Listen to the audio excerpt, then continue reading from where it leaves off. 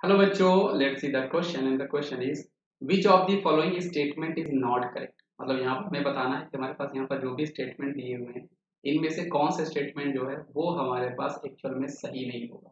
तो चलिए इस क्वेश्चन को सॉल्व करते हैं। बेटा देखो, यहाँ पर आपके पास जो स्टेटमेंट 1 दी हुई है, the number of carbon atoms in the unit cell of diamond is a 8। ये स्टेटमेंट आपका बेटा बिल्कुल सही जवाब है। मतलब जो हमारे पास कार्बन एटम होते हैं यूनिट सेल ऑफ डायमंड में वो एक्चुअल में आपके पास 8 होते हैं।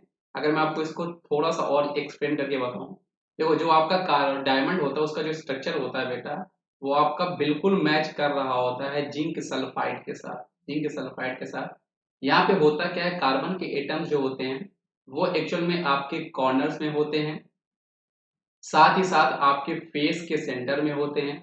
फेस के सेंटर में होते हैं, साथ ही साथ ये होते हैं आपके alternate tetrahedral voids. Alternate tetrahedral, TB means tetrahedral, ये आपको समझना होता है।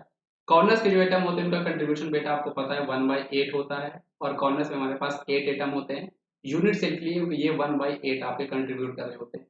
फेस टोटल आपके पास 6 होते हैं, इसलिए 6 फेस में एटम होंगे, और इनका जो यूनिट सेल के लिए कंट्रीब्यूशन होता है ये 1/2 होता है। और जो वाइड्स में आपके एटम होते हैं बेटा वो पूरी तरह से कंट्रीब्यूट करते हैं। और जो टेट्राहेड्रल वाइड्स होती हैं इनकी जो लोकेशन होती है बेटा वो एक्चुअल में आपके बॉडी के डायगोनल में हुआ करते हैं, और ये 100% होते हैं।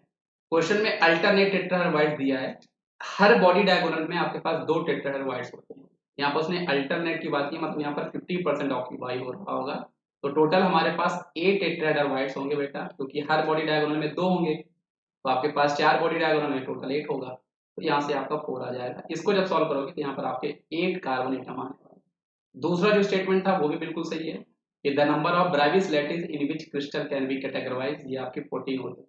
क्रिस्टल सिस्टम हमारे पास बेटा 7 होते हैं, लेकिन ब्राइविस लैटिस की जब हम बात करते हैं वो आपके 14 हो जाते हैं, क्योंकि कई क्रिस्टल सिस्टम के कुछ और अलग अलग वेरिएंट में वो एग्जिस्ट कर रहे होते हैं। जैसे आपके पास जो ऑर्थोरोम्बिक है, वो ऑर्थोरोम्बिक जो आपका क्रिस्टल सिस्टम है वो आपका simple cubic, body centre, face centre और एंड सेंटर, इन चारों फॉर्म में एग्जिस्ट कर रहा होता है। इस तरह से हमारे पास टोटल 14 ब्राइविस लैटिस हो जाते हैं।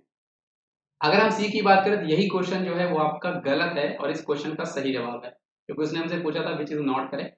यही स्टेटमेंट एक्चुअल में आपका करेक्ट नहीं है, और यही इस क्वेश्चन का सही जवाब है। क्योंकि जो आपका प्रिमिटिव सेल होता है उसका जो फ्रैक्शन होता है वॉल्यूम ऑक्यूपाइड, वो एक्चुअल में 0.52 होता है। ये आपका फ्रैक्शन होता है।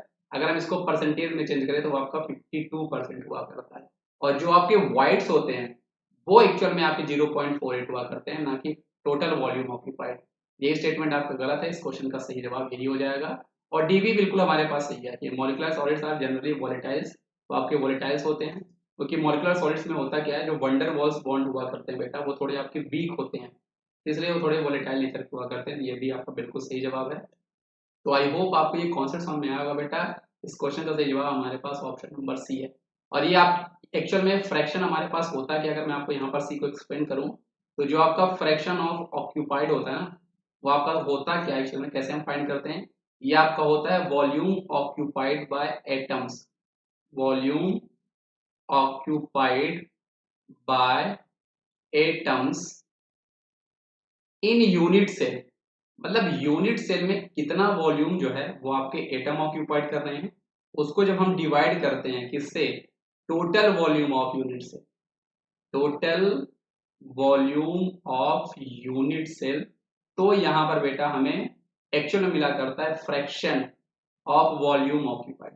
अब आप सिंपल क्यूबिक की बात करते हो बेटा, तो सिंपल क्यूबिक में हमारे पास एक्चुअल में एक एटम होता है ना। इसलिए एक एटम का जो आपका वॉल्यूम होगा वो आपका 4/3 पाई आर क्यूब आएगा।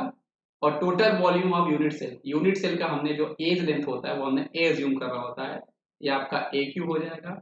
अब आप इस इक्वेशन को सॉल्व करोगे तो आपको यहाँ पर 0.52 आने वाला है, और ए इक्वल टू आपका यहाँ पर 2r होता है। इसके बेसिस में आप इसको सॉल्व कर दोगे। आई होप आपको ये कॉन्सेप्ट जो है बच्चों समझ में आया होगा। Thank you.